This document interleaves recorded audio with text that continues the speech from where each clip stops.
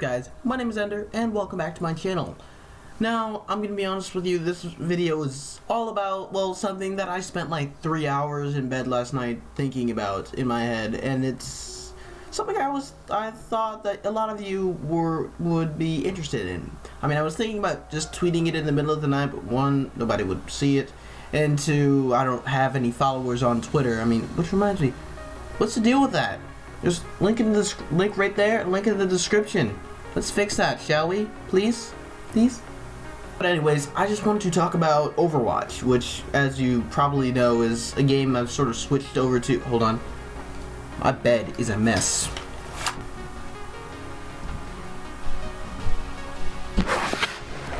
Alright, now that that's fixed, as I was saying, Overwatch is a game I've sort of switched over to now since I quit Destiny, and believe me, it took forever to find an actually decent game. But I was thinking about all the ways that Overwatch could fail, sort of like how Destiny didn't necessarily fail. In fact, it still has a growing community. I mean, despite the Taken King things, you know, getting older and older and older. And that's all of the ways it can fail, like and I just want to spend this video talking about really sort of almost an open letter to Blizzard. So if these are just a few of my concerns with the game, now keep in mind I have not played the base game. However, I have searched a lot and I know a lot of the popular opinion, which is that it's an amazing game and it's definitely going to do well. And I do not have any doubts that the game is going to do well. I'm just worried about certain things. This is really, really nitpicky. In fact, it took me a while to actually come up with this list. So please, take everything that I say here with a grain of salt. I think the game is going to be amazing. Now, number one is going to be price point. Now, one of the reasons League of Legends and Dota and maybe even Counter-Strike are such big games is, one, accessibility. Which, for example, League of Legends, it's completely free, so there is really no consequence to just getting in the game and having as much fun as you want.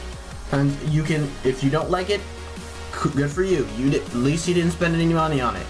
Dota, same thing. And in fact, with Dota, pretty much the game is pretty much free, like completely. Unlike League, all of the heroes are there. In fact, there are times where I forget there are microtransactions in the game, to be honest. And with Counter-Strike, while the game does have a cost, it's only like $15, which in comparison to, say, Call of Duty or Halo, it's just say Call of Duty specifically, with the big, I guess you could say, game that it's compared to, now that Halo started to drop off, it's, say, CSGO, or Counter-Strike, as I just mentioned, is like $15 normally, and like $7 at, like, maybe once a month when it goes on sale. Whereas you have, say, the latest Call of Duty, which is $60, is always $60, then drops down to $40, and maybe, like, say, when it comes to certain games like Ghosts, or the older ones like MW2, MW3, that's when it really drops down. And keep in mind, you're paying that same price every year, or even with not to mention the DLC, whereas CSGO, everything comes with the game. If like literally everything comes in the game, there's no DLC paid DLC. Now the problem with Overwatch is it's really just its price point. That as far as accessibility goes. In fact, the game is, from what I've heard, has amazing optimization. Like, I could run it on my old laptop if I wanted to, on like maybe medium to even high settings. As far as like PC goes, they could probably run on a potato like CSGO can. And the only problem being the price point, which is a steep $40 for PC. And well, and for console it's $60, but let's be honest here, if you're playing on console, you're pretty much used to the $60 price point. You probably just already have something prepared. But either way, that isn't too much of an excuse. I mean, I don't really have a problem with the $40 price point / $60 price point, because they have to make because there is no paid DLC in the game. Luckily, no paid DLC whatsoever. Jason Kaplan, no, sorry, not Jason Kaplan.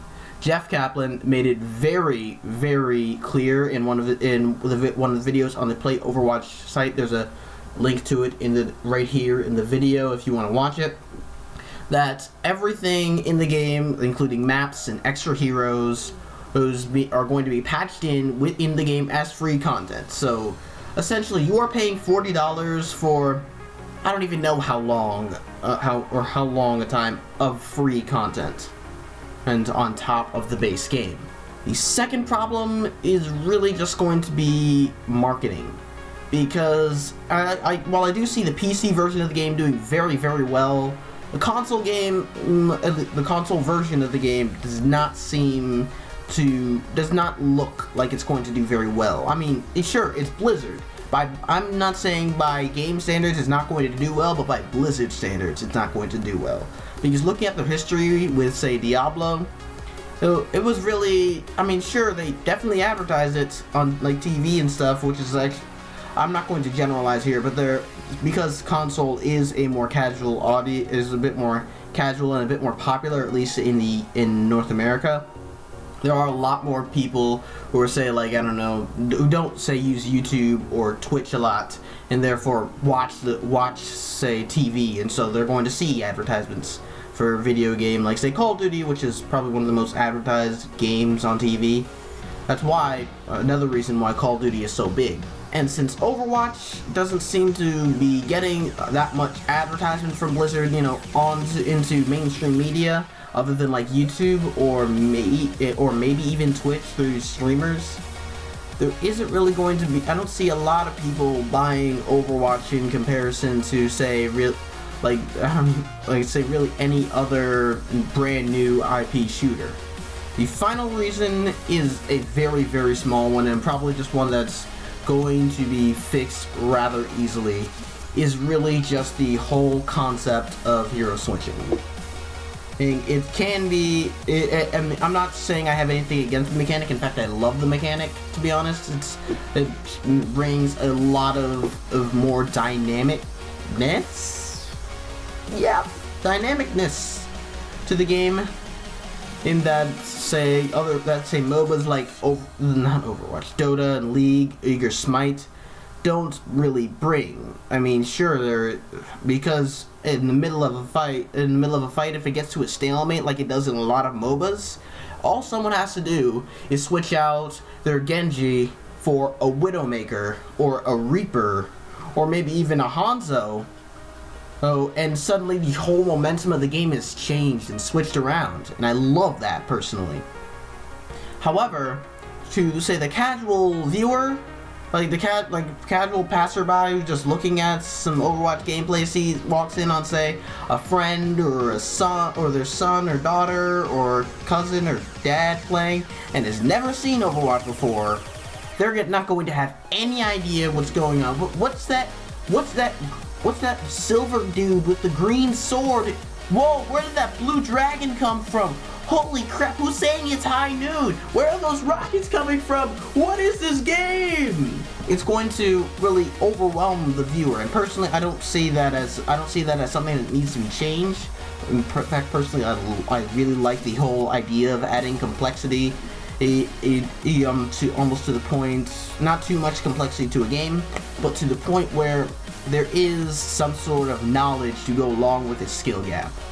Alright, thanks for watching. This has been my, I guess you could say, 3 reasons why I feel like Overwatch could potentially fail. And I mean, we can't really just express blind optimism in the face of a game's release. I do want to add, every once in a while, look on the negative side. I am still very excited for Overwatch. I definitely do believe it is a real contender for Game of the Year for 2016 already. Just being honest. If you enjoyed the video, please leave a like, it would mean a lot. And if you're feeling generous, subscribe. I'm Ender. See you guys later. And just levitate.